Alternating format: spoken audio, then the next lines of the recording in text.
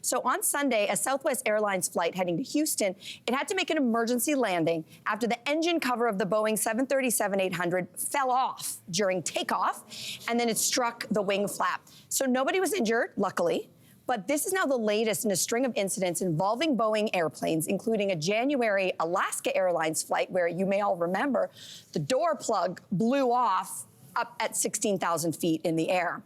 So does the continual issues with Boeing planes, is it making you rethink any of your travel plans, or at least Googling, what plane does this airline use, Jamar? You know what, like every time you're booking a plane ticket, it literally tells you the type of plane you're on, whether it's like an Embraer or Boeing or Airbus. So you can see it, but I don't know how many of us are really making plans around the type of plane we are. I mean, you're not bringing a family of 6 to a whole other plane just because you saw it's a Boeing. But also, statistically speaking, it's not happening that often. It's just, you know, but all it has to do is happen once, right? Well, I mean, the numbers do matter because I have a flying phobia. Yeah. So what happens when you have a phobia is you actually go, for some people, the other way, and you go deep research. Yeah.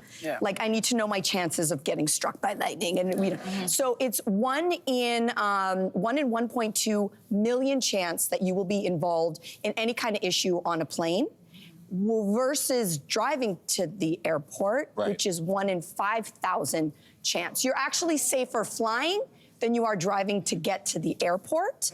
So why I think the numbers matter is because news, for better or for worse, is built on sensational images and headlines. And every time we see this, and I'm not discounting that there's an issue maybe here, but what I'm saying is, as humans, does seeing an airline or an airplane issue just sort of overblow what the actual reality is? And the answer is yes. It does overblow it. All you need is one train derailment, and then take note. You will see train derailment stories for the next 2 weeks on the news. Yeah, and I totally agree with you, but this is obviously an issue. I was one of the people, I have a friend who was one of the 18 Canadians who died leaving Ethiopia on one of these particular planes. This is back in 2018, I believe. So yeah, I'm rattled by this particular, the MAX.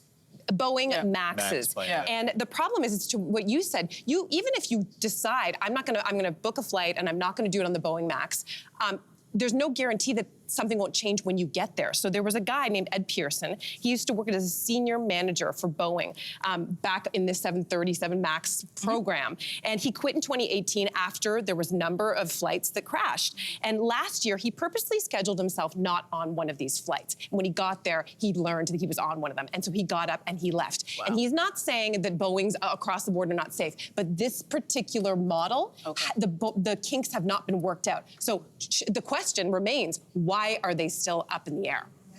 I think the answer is always money. Money. Right? It's money, because you make a good point. We are in a 24-hour news cycle. So in order to fill that time, we do have to sensationalize and run that story again and again and again and again. I know as a news anchor, I would sit there and then just for hours just talk about the same story, which scares people. But on the other side, people need to know that Boeing was also having problems before the pandemic hit. They were in a crisis. And then in 2020, they had a record loss of $12 billion, which resulted in layoffs, and then they had issues. They had to defer the production of a lot of their planes that already had technical issues, as you were just mentioning. And I think we're seeing, a lot of companies have bounced back since the end of the pandemic, but a lot of companies haven't. And I think what we are seeing, what we're witnessing right now, is that a company that is hemorrhaging and still has not bounced back. Because a lot of aerospace industry people are like, this is the worst this company's ever been in its 100-year history. So they're going through a really rough time, but they do have to fix those issues. And the margin of error is like this, right? And the plane's 30,000 feet in the air. So if you're on that plane, you don't want to hear that. We don't want to hear that, but again, overall, safe. Oh yeah, we're safe. We're going on that flight. Yeah, we're going. Hey there, what did you think? Drop your comments below and join the conversation. And don't forget to like and subscribe so you can find more on everything from food and fashion to pop culture and current events. See you soon.